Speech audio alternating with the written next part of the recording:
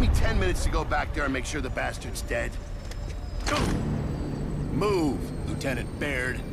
Colonel, are we being charged with doing our job? The charges will be defined as I hear your testimony. Now, Lieutenant Baird, begin with the last time we saw each other. Hello there, Seraphim17 once again. This is my Gears of War Judgment Insane Difficulty video walkthrough. It does come with a little addendum. It's not just going to be a vanilla insane walkthrough. It is going to get you the achievement for getting all the stars on Insane, and it's also going to get you the achievement for doing all the declassified missions on Insane. So it's essentially a trifecta of things all coming together that are going to reward you with some of the hardest things in the game. And it is a challenge, guys. This game is very tough at times. It's much tougher than the previous games.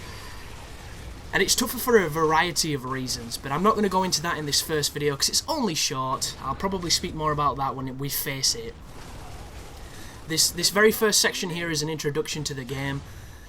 People Can Fly have changed a couple of cardinal things in Gears of War, which I'm not the biggest fan of, I've got to say. You know, it rubs me the wrong way because I've been such a deep Gears fan for a long time, but it is not a bad game. This is a great game, it's a fun game, and I reckon with 4 people, it's probably an amazing game. Because some of these situations are unbelievably just nuts, and with a few people, it always adds that spice value.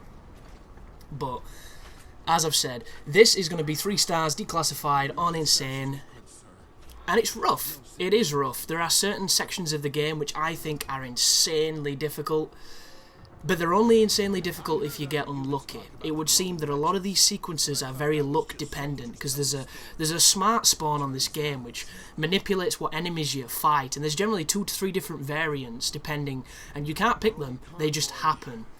And it's interesting.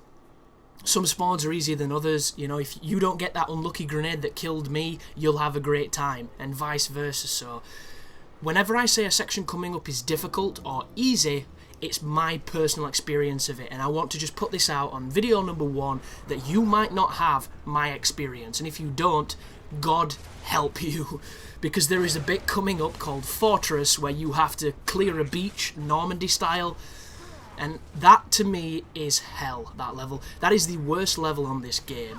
I'm talking complete and utter hell. It destroyed me, and it was bullshit. I finally did it in the most ridiculous fashion ever, after nearly doing it 2 or 3 other times and then dying to stupid stuff. And when I finished the guide, I immediately went online to see what people were saying, see if anybody had mentioned this awesomely difficult moment, and nobody mentioned it. I watched a guide of somebody else on Insane. He did not even get mortared once, and that did not happen in my game. So just a little advisor there that you may have a vastly different experience, and as much as this guide is going to try and help you, there might be situations where this guide almost condescends you, so I'm going to apologise in advance for that, because I had such a hard time on that fucking beach, guys, and if I'd have gone on YouTube and looked at that video, I would have immediately called bullshit, because it looked nothing like what was happening to me. But this sequence here, you'll notice I just wasted 2 grenades. I could have used it to seal that grub hole.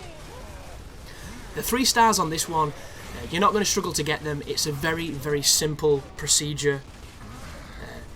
Just like in previous Gears, when it gets down to the last few enemies, they will rush you, and on this game, the AI is a little bit more lenient than it's been in previous Gears. But just because it's lenient doesn't make it easier, because this game will throw weird collections of enemies at you. You're going to see more enemies in a single room on this game than you ever have on Gears. Imagine your worst nightmare in Horde when you've got every big boomer all around you and everybody's dying. That happens in this campaign, and if you let it, it happens to a degree that you've never seen. And it's kind of crazy at first, but there are ways to overcome it. It's just a case of understanding your surroundings, understanding your weapons, and just playing well. And if you can put all those things together, you will get the 3 stars, you will do the declassified missions, and you're going to get some ridiculous achievements at the end of this. You get like 200 G, something like that. But that is the first video of the guide, guys, so thank you for watching. This is going to be a good one and a tough one, so hopefully it'll see some action. You take care now.